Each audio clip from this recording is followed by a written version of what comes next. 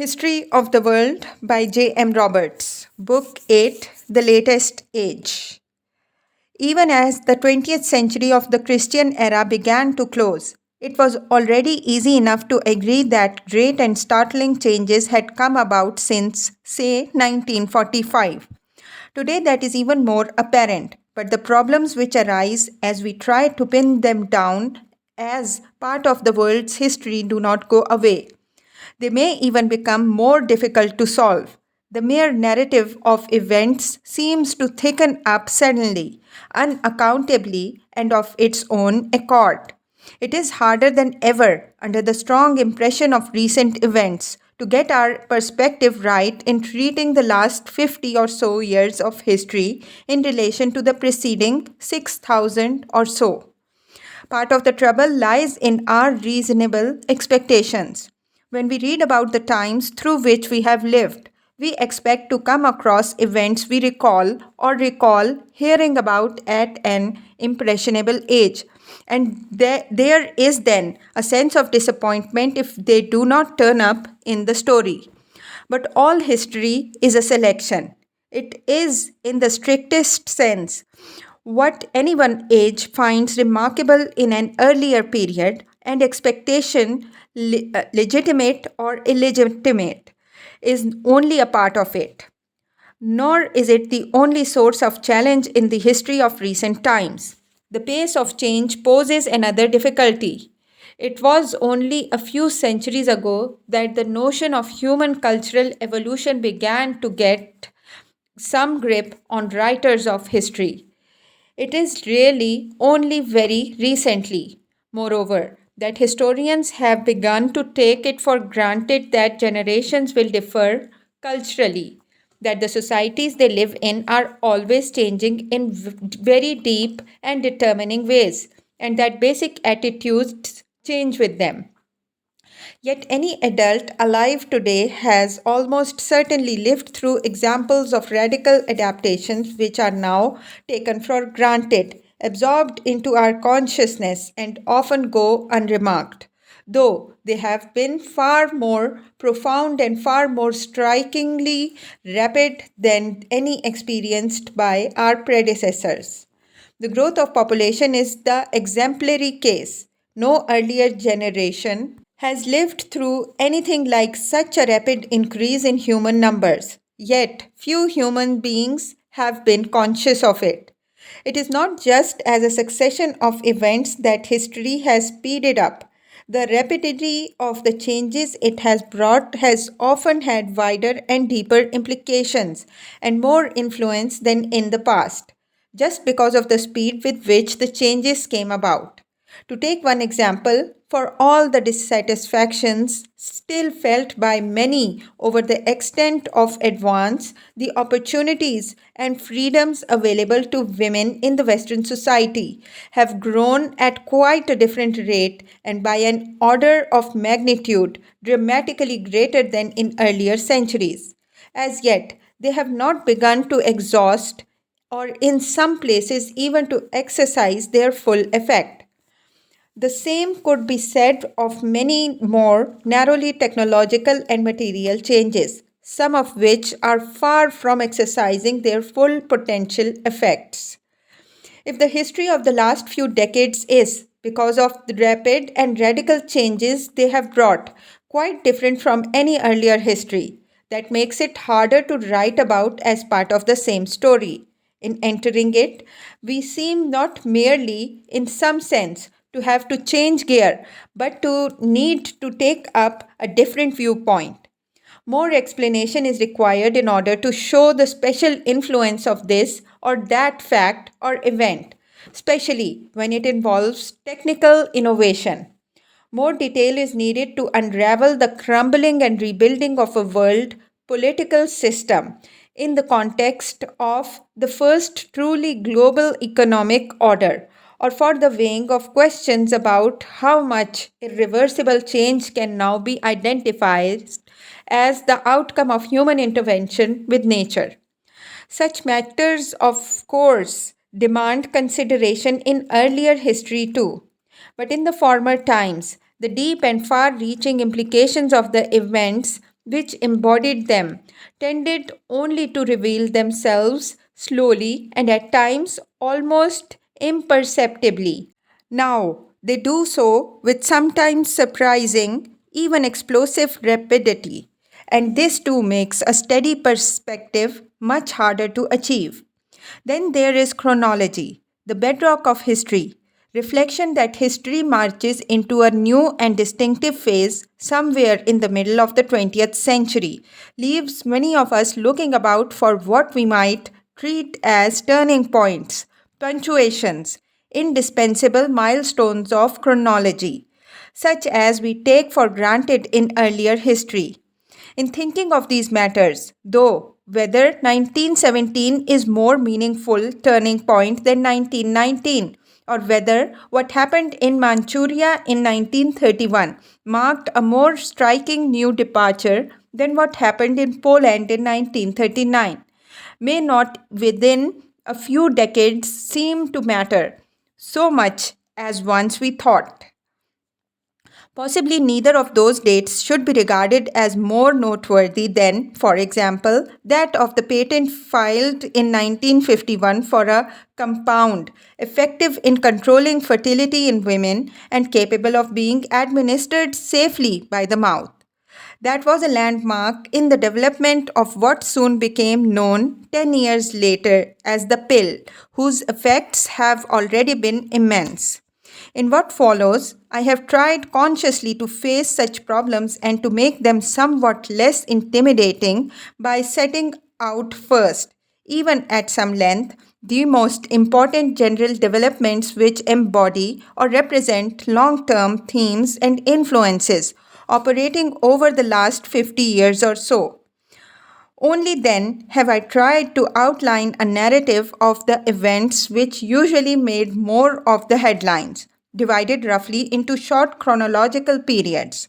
From this, I hope, will emerge the main chronological markers of contemporary history, the moments when things might have gone otherwise, had history not been history and been therefore bound to go the way it did. Of course, there are some general points which we can be fairly sure will emerge even before we start. It is not difficult, for example, to see that the days of domination of world affairs by Europeans are over, and that we can call the age since 1945 post European. But there are even more general and sweeping changes to register. The world is now one as never before. This is one of the ways in which the world has, in a few years, changed faster and perhaps more fundamentally than ever in earlier history. A common civilization is now spread and in many ways shared more widely than any civilization hitherto. But even as we discern that fact, it is changing before our eyes into something else. Indeed, it is a civilization uniquely committed to change and therefore often of revolutionary impact. We can have far less firm ground for confidence in making guesses about what life will be like in even a few decades than our predecessors had. Greater economic and technological independence, and, above all, a hugely increased supply of information and better means of tapping it are among the most obvious reasons for this. Almost anything that happens anywhere in the world can now, in principle, rapidly produce effects elsewhere. More and more, even if not yet all, political leaders seem to recognize this, whether they are prompted to do so by ideology, calculation, or simple fear. Even if sometimes too slowly, most of them come around in the end to recognizing the path history has taken. For convenience, the processes involved are often talked about as modernization, and the symptoms of it have now spread to every part of the globe, even where they are as yet apparent only as aspirations. Long ago, in prehistory, humanity began its liberation from nature through primitive technologies. During thousands of years, it then followed different and diverging paths, which provided it with different ways of life and created highly individual and particular cultures and civilizations. A few centuries ago, those paths began to converge as there began to spread from one part of the world the processes of modernization. Now we can sense that they are, in some senses, coming together the world over, even if we cannot say very much that is precise about something happening at so general a level. What we must, and fortunately can easily recognize, though, is that even the most recent history has still to be seen in the light of older history. To do so makes the chance of securing a just perspective on even the greatest changes just a little better. Chapter 1, Perspectives. People. In 1974, the first World Conference on Population ever came to be held took place in Romania. The uneasiness of an informed few about the demographic outlook had for the first time found a forum for the human race to consider its numbers. A quarter century later, the unveiled, apparently still uncontrollable and accelerating rise in world population, which had been going on for a couple of centuries or so, was seen by many more to pose global problems, even if their exact nature remained uncertain because of incomplete information. Accuracy in computing populations still eludes us. We can only estimate to within a couple of 100 millions how many people are now alive. Nonetheless, the likely degree of error probably does not seriously distort our impression of what has happened. In round numbers, a world population of about 750 million 2.5 centuries ago more than doubled in 150 years to reach about 1600 million in 1900. It then took 50 years to add the next 850 million or so. By 1950, the world had about 2500 million inhabitants. The next 850 million were added in only 20 years, and now the world's population is over 6,000 million. This can be set in a still longer time scale. It had taken at least 50,000 years for Homo sapiens to number 1,000 million, a number reached in 1840 or thereabouts, while the last 1,000 million of the species has been added in only 15 years. Until only a few decades ago, the total was growing faster and faster, perhaps reaching its peak at a rate over 2% per year in later 1960s. Such growth made the specter of Malthusian disaster walk again for some, although, as Malthus himself observed, no estimate of future population or depopulation formed from any existent rate of increase or decrease can be depended upon. We cannot be sure what might further change the pattern. Some societies, for instance, have set out to control their size and shape. Such efforts, strictly speaking, are not entirely new. In some places, murder and abortion had long been customary ways of holding down demands on scarce resources. Babies were exposed to die in medieval Japan.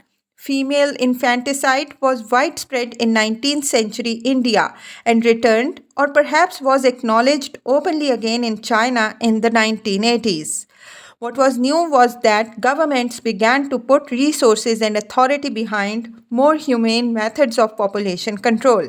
Their aim was positive social and economic improvement instead of the mere avoidance of personal and family distress. Only a few governments made such efforts, and economic and social facts did not everywhere produce the same response, even to the unquestionable advance in technology and knowledge. A new contraceptive technique spread rapidly, with radical impact on behavior and thinking in many Western countries in the 1960s. While it has yet to be adopted within anything like the same alacrity by women in the non-Western world. It was one of the many reasons why population growth, though worldwide, did not everywhere take the same form or provoke the same responses. Though many non European countries have followed 19th century European patterns, in first showing a fall in death rates without a corresponding fall in birth rates. It would be rash to predict that there will simply be a repeat of the next phase of population history of developed countries.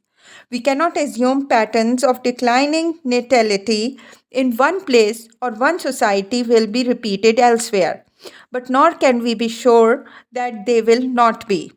The dynamics of population growth are exceedingly complex, reflecting limits set to them by ignorance and by personal and social attitudes hard to measure, let alone manipulate.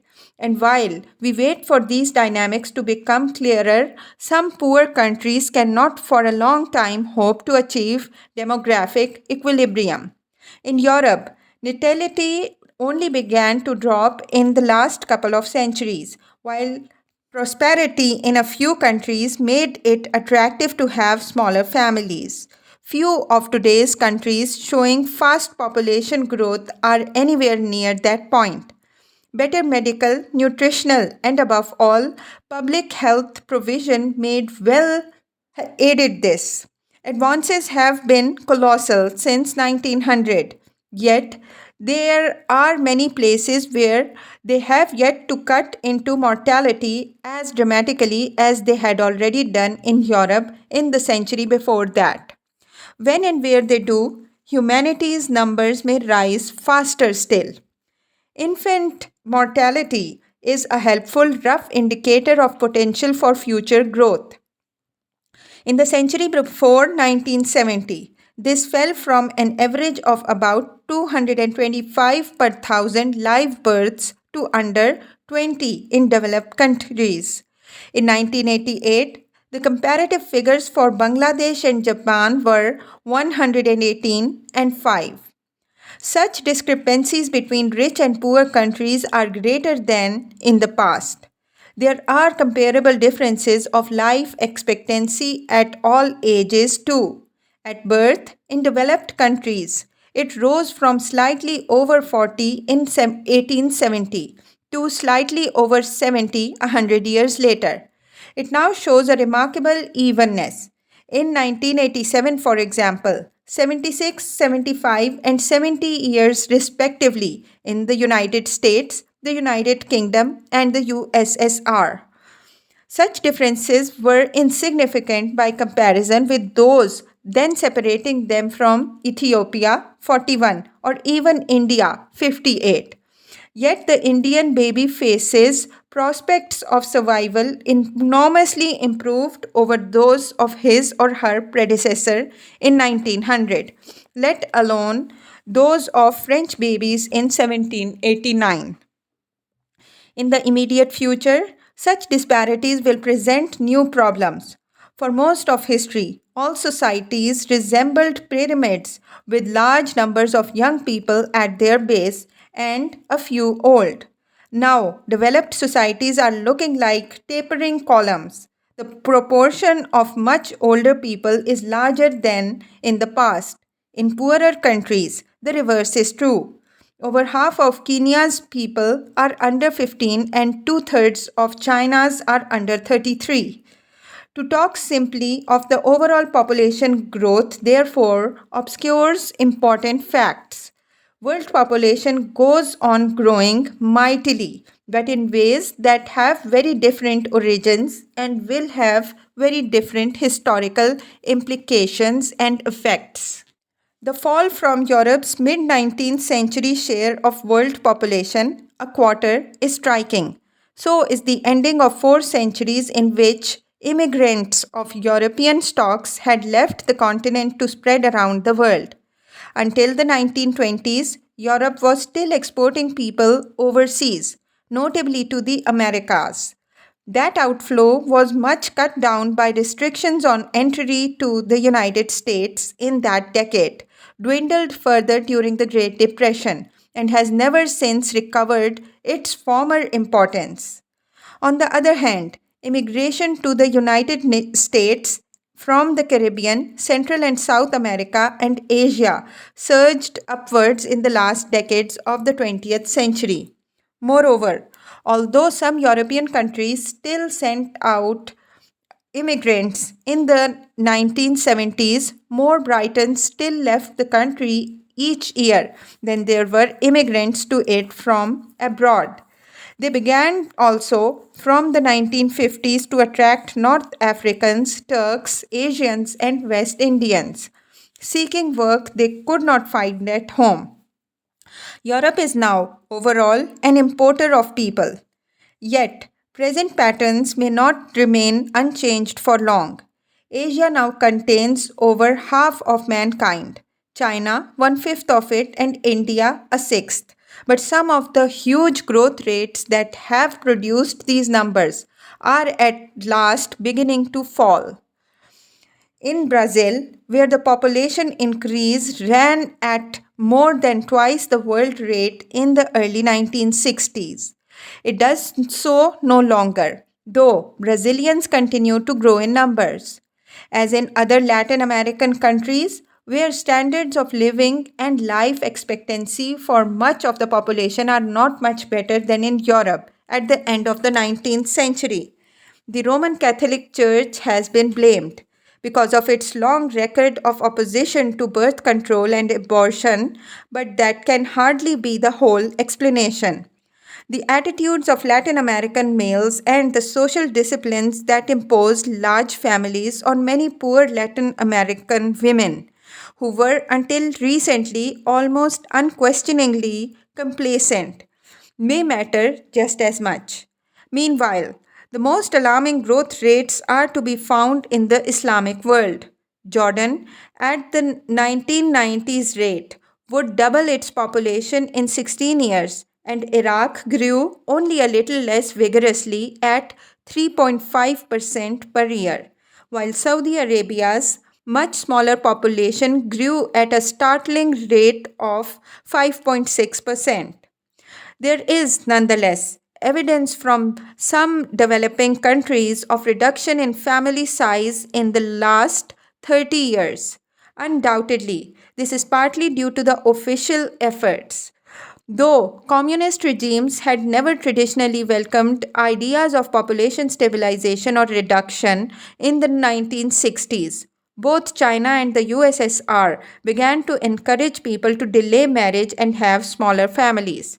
China pressed forward with measures of legal regulation, tax incentives, and social pressure, though at the cost of the reappearance of condemned practices of female infanticide. The Indian government spent large sums on publicity and propaganda for contraception and some for sterilization, but with limited success. Revolutionized neither economically as Japan had been, nor by any political attack on its traditional institutions as China had been. India remained a predominantly agrarian society, profoundly conservative in ideas and institutions. Outside a tiny minority within her elites, India maintained, for example, a vast and traditional inequality in the status and employment prospects of men and women. Were attitudes towards women now taken for granted in Europe or North America, and often denounced there as inadequate? Even slightly more prevalent in India, they would be likely to raise dramatically the age of women at marriage, thus reducing the number of children in the average family. But such a change would presuppose a break with India's traditional ways, opportunities, and structures of authority, which would be much more radical than the winning of political independence in 1947. Deeply entrenched traditions and culture cannot be got rid of painlessly, and no country should be expected to find it easy to shake off so much. Perhaps we need not be too gloomy. Fertility has tended to fall in developing countries when economic well being increases. even when countries like India have not been able to generate obvious improvement in the lot of their masses. Latin America provides evidence that such improvement eases the way to a decline in natality. The still expanding influence of civilization in European tradition, however, it is backed on arrival, remains the most powerful solvent of traditional ways that history can show. Change in population structure seems, in one way or another, to accompany it as unavoidably as the weakening of religious culture, the building of factories, or the liberation of women, and such a list could be much extended. Differences of population and changes in them affect the comparative strength of nations, although they are not simply to be equated with differences of power. Resources and culture come into the matter, and power for one purpose is not always power for another. Nonetheless, power and population are related in many ways. China, for example, has a population so large as to make her virtually unconquerable. But there is not always so direct and obvious in equation. Towards the end of the 20th century, estimates recorded the 10 largest states in population as China. Year 1997, population 1,243 million. India, year 1998, 970 million. USA, year 2000, 274 million. Indonesia, 1997, 199 million. Brazil, 1997, 159 million. Russia, 2000, 145 million. Pakistan, 1997, 138 million. Japan, 1997, 125 million. Bangladesh, 1997, 122 million. Nigeria, 1997, 118 million. In 1997, Germany's 82 million made her the largest European country. On any reckoning, that list contains the three most powerful countries in the world. They were not, of course, the three most powerful 100 years earlier. Some of the 10 are also very poor.